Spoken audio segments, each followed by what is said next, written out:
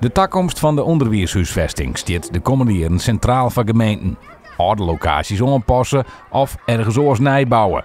Zulke besluiten worden mijnam op groen van prognoses. Maar hoe betrouwbaar binnen die? Zou die blijken dat de nieuwe campus in Den Bosch, na de opening, al te liets bouwd is? Omdat de cijfers, dat is in Nederland zo, cijfers zijn leidend. Dus de cijfers jouwen aan, dit is wat er gebeuren gaat. En daar is op bouwd. En op basis daarvan staat er nou een squalle wat te min plak is. Bij prognoses wordt zien naar het jerdere aantal leerlingen, de historische nieuwe instroom van leerlingen en de verwachte ontwikkelingen van leerlingen in het gebied.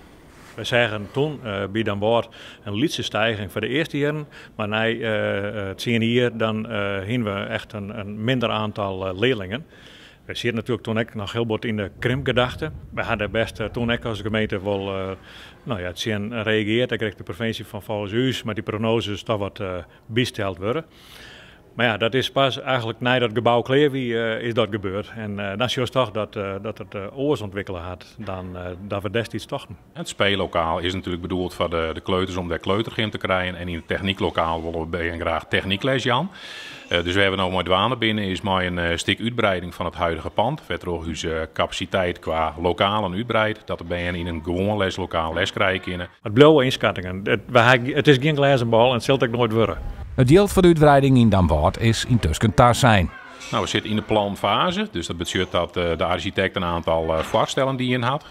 Dat moet natuurlijk door verschillende mensen moet dat beoordeeld worden. Als dat klaar is, ben je daar wel tevreden als directeur? Dan ben ik zeker tevreden. Ja, het is natuurlijk hartstikke mooi om dwanen te wezen met uitbreiding.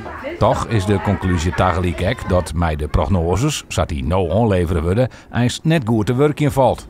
Op orenplakken in Dantemerdeel begint het hek te kniepen. Dat is in Veenwoorden. Daar had Teun de Vries squallen verregen om uitbreiding.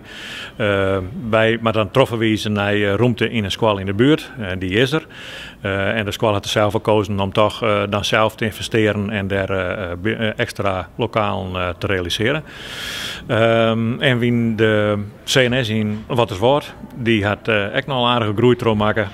Dat is meer een regio-squallen, dus daar komen ze verder voort bij. Dus dat is volle moeilijker nog om die prognoses goed te stellen. En die staat ook op nominatie voor nijbouw in, ik meen 2031.